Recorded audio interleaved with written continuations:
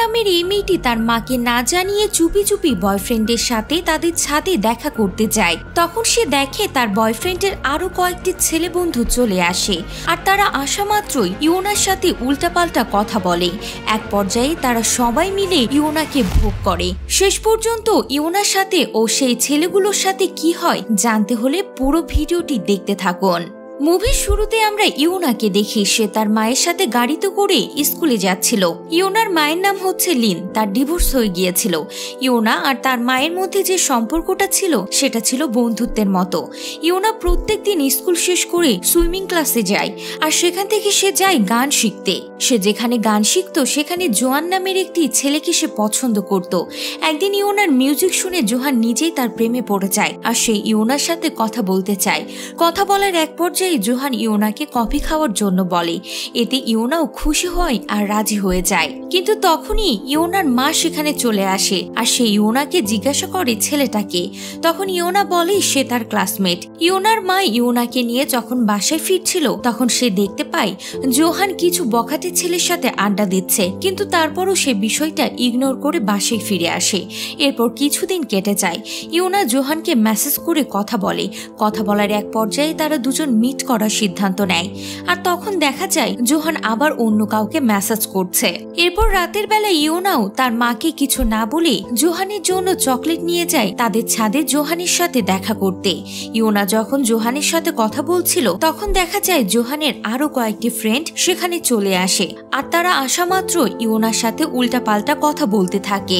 এক পর্যায়ে তারা সবাই মিলে ইওনাকে ভোগ করে। ইওনা তখন মা বলে চিৎকার করতে থাকে নিজেকে বাঁচানোর জন্য। সে আপ্রাণ চেষ্টা করে যায়, কিন্তু সে পারে না। যে ছেলেটিকে ইওনা ভালোবেসে বিশ্বাস করে এখানে এসেছিল সেই ছেলেটি যে তার সাথে এমনটা করবে সেটা হয়তো কখনো ইওনা কল্পনাও করতে পারেনি। এদিকে ইওনার মা যখন ইওনার রুমে আসে সে ইওনাকে দেখতে পায় না। সে কিছুটা ভয় পেয়ে যায়। তখন সে তার এক্স হাজবেন্ডকে ফোন করে দেয়, কারণ তার এক্স হাজবেন্ড ছিল একজন পুলিশ অফিসার। সেই লিনকে বলতে থাকে ইওনা হয়তো কোনো পার্টিতে গিয়েছে অথবা কোনো ফ্রেন্ডের বাসায় গিয়েছে, এটা নিয়ে তুমি চিন্তা করো না। কিন্তু লিনের মন কোনোভাবে মানছিল না। এরপর লিনের ফোনে একটি মেসেজ আসে। মেসেজ পাওয়ার সাথে সাথে সে হাসপাতালে ছুটে যায়। হাসপাতালে যাওয়ার পরই সে যখন তার মেয়েকে দেখে তখন তার পৃথিবী ওলট পালট হয়ে যায়। লিন ইওনাকে এভাবে শুয়ে রক্তাক্ত অবস্থায় দেখে কান্নায় ভেঙে পড়ে। আর কিছুক্ষণের মধ্যে ইওনার জ্ঞান ফিরে আসে। জ্ঞান ফেরার পরে তার মাকে এসে জড়িয়ে ধরে আর প্রচন্ড কাঁদতে থাকে আর বলতে থাকে, মা আমার অনেক কষ্ট হচ্ছে, তুমি ওই ছেলেগুলোকে কখনোই ছেড়ো না। এরপর দৃশ্য পরিবর্তন হয় আর তিনজনকে আবারও দেখানো হয়। পুলিশ তাদেরকে গ্রেপ্তার করে নিয়ে এসেছে, কিন্তু তাদের অ্যাটিটিউড দেখে মনে হচ্ছিল যে তারা এমন কোনো অপরাধী করেনি। তখন সেখানে ইওনার মা লিন আসে, আর এটা দেখে সে প্রচন্ড রেগে যায়। সে যখনই তাদেরকে মারতে যায় তখন ছেলেগুলো ইওনার মায়ের উদ্দেশ্যে খারাপ খারাপ কথা বলছিল। তখন একজন পুলিশ অফিসার এসে ইওনার মাকে শান্ত করে আর ওই ছেলেগুলোকে জেলের মধ্যে নিয়ে যায়। এরপর সেখানে দেখা যায় ইওনার কাছে দুজন পুলিশ অফিসার আসে আর ইওনাকে অনেক ধরনের প্রশ্ন করতে থাকে, কিন্তু ইওনা মানসিকভাবে সুস্থ ছিল না। এজন্য ইওনার মা পুলিশ অফিসারদেরকে রিকোয়েস্ট করে যাতে করে ইওনাকে এখন এসব প্রশ্ন না করে। এরপর লিন তার মেয়েকে নিয়ে বাসায় ফিরে আসে। বাসায় ফেরার পর থেকে ইওনা একদম চুপচাপ হয়ে গিয়েছে। সে কোনো কিছু খায় না। ইওনার মা তাকে বোঝাতে থাকে আর বলে সবকিছু ঠিক হয়ে যাবে। এরপরেই লিনের এক্স হাজবেন্ডকে দেখা যায় সে তার সিনিয়র অফিসারের সাথে কথা বলছে। এই বিষয়টি নিয়ে সিনিয়র অফিসার তাকে বলে এই মামলাটা বেশি দূরে যাবে না, কারণ ছেলেগুলো ছিল আন্ডার এজের। সিনিয়র অফিসার বলে এর থেকে ভালো হয় যদি তুমি ছেলেগুলোকে গার্ডিয়ানের সাথে লিনের মিট করিয়ে দাও। তখন ছেলেগুলোর গার্জিয়ান লিনের সাথে দেখা করতে চাচ্ছে। এই কথা যখন সে লিনকে বলে তখন লিন প্রচন্ড রেগে যায়, কিন্তু তখন তার এক্স হাজবেন্ড তাকে বোঝায় এবং এক পর্যায়ে লিন শান্ত হয় আর সে দেখা করতে রাজি হয়ে যায়। এরপর ছেলেগুলোর মা বাবা বলে আমাদের ছেলেগুলো ছোট মানুষ, তারা না বুঝে একটা ভুল করেছে, আর এমন তো না যে তোমার মেয়ে মারা গিয়েছে, তাই না? এসব শুনে ইওনার মা প্রচন্ড রেগে যায়। সে তাদের মুখের উপর বলে তোমাদের ছেলেগুলোকে আমি কোর্ট পর্যন্ত নিয়ে যাব, তাদের শাস্তি হবে। এরপর দেখা যায় তারা সবাই কোর্টে, আর সেখানে সবাই উপস্থিত ছিল। কোর্টে ইওনা বলে সে প্রথম জোহানকে মেসেজ দিয়েছিল আর সে জোহানকে পছন্দ করত। আর অন্যদিকে ইওনার শরীরে মাত্র একজন ছেলের ব্লাড স্যাম্পল পাওয়া গিয়েছে। আর এসব শুনে কোর্ট সিদ্ধান্ত নেয় ওই ছেলেটিকে মাত্র 2 বছরের জন্য সাজা দেবে আর বাকিদেরকে মুক্তি দেবে। এই রায় শুনে ইওনার মা প্রচন্ড রেগে যায় এবং কান্নায় ফেটে পড়ে। সে বলতে থাকে এই জানোয়ারগুলো আমার মেয়ের সাথে এত খারাপ কাজ করার পরও তারা মুক্তি পেয়ে যাবে, তাদের তো মৃত্যুদণ্ড হওয়া উচিত। ইওনার মা যখন কোর্ট থেকে বের হয়ে যাচ্ছিল তখন তার এক্স হাজবেন্ডকে বলে আমি আমার মেয়ের প্রাপ্য বিচারের জন্য হাইকোর্টে যাব। এরপর লিন তার মেয়েকে নিয়ে গাড়িতে উঠতে যাবে আর তখনই দেখা যায় লিন গাড়ির একপাশে বসে পড়ে, কারণ সে ভিতর থেকে পুরোপুরি ভেঙে গিয়েছিল। লিন তার মেয়েকে নিয়ে বাসায় ফিরে আসে। এরপর কিছুদিন কেটে যায়, ইওনা একদম চুপচাপ হয়ে গিয়েছে। পরদিন সকালে যখন ইওনার ঘুম ভাঙে তখন সে দেখতে পায় তার ফোনে একটি মেসেজ এসেছে। ইওনা যখন মেসেজটি ওপেন করে তখন সে দেখতে পায় সে জোহান তাকে মেসেজ করেছে। সে মেসেজে একটি ভিডিও দেয়া আছে আর এই ভিডিওটা ছিল ইওনাকে ভোগ করার। এটা দেখে ইওনা প্রচন্ড জোরে চিৎকার করে আর তার মা এটা শুনে সেখানে চলে আসে, কিন্তু ইওনার রুমের দরজা বন্ধ ছিল। ইওনার মা ভাবতে থাকে ইওনা হয়তো কোনো উল্টাপাল্টা কাজ করে ফেলেছে, কিন্তু কিছুক্ষণের মধ্যে ইওনা দরজা খুলে দেয় আর সে তার মাকে মিথ্যা বলে সে মিউজিক ক্লাসে যায়, কিন্তু আসলে সে যাচ্ছিল সেই জানোয়ারগুলোকে মারার জন্য। ইওনা তার বাসা থেকে বের হয় আর ওই ছেলেগুলোকে ইওনাকে একটি রুমের অ্যাড্রেস দিয়েছিল। ইওনা সেই অ্যাড্রেস অনুযায়ী চলে যায় আর ইওনার কাছে লুকোনো একটি ছুরি ছিল। ইওনা সেখানে যাবার পর ছেলেগুলো ইওনাকে রুমের ভেতরে ঢোকায়। এরপর ইওনা তাদেরকে সেই ছুরি দিয়ে ভয় দেখায়, কিন্তু ছেলেগুলো এটা নিয়ে খুব হাসাহাসি করতে থাকে। কিন্তু এরপরে ছেলেগুলো আবারও তার সাথে একই কাজ করে। একে একে তারা সবাই ইওনাকে ভোগ করে এবং ভিডিও করে রাখে আর ইওনাকে ব্ল্যাকমেল করতে থাকে। যদি সে বাইরে গিয়ে সবকিছু বলে দেয় তাহলে এই ভিডিও ভাইরাল করে দেবে। অন্যদিকে দেখা যায় ইওনার মা লিন গিয়েছে তার এক্স হাজবেন্ডের ওয়াইফের কাছে। সে একজন লয়ার। লিন তাকে রিকোয়েস্ট করে ইওনার কেসটি নিয়ে হাইকোর্টে লড়তে, এতে সে রাজি হয়। অন্যদিকে ইওনাকে দেখানো হয় তার সাথে যে কাজ আগেও হয়েছিল সে কাজটি তার সাথে আবারও হলো। সে আর এবার নিজেকে কন্ট্রোল করতে পারে না। সে প্রচন্ড দুঃখে কষ্টে তার নিজের চুল কাটতে থাকে।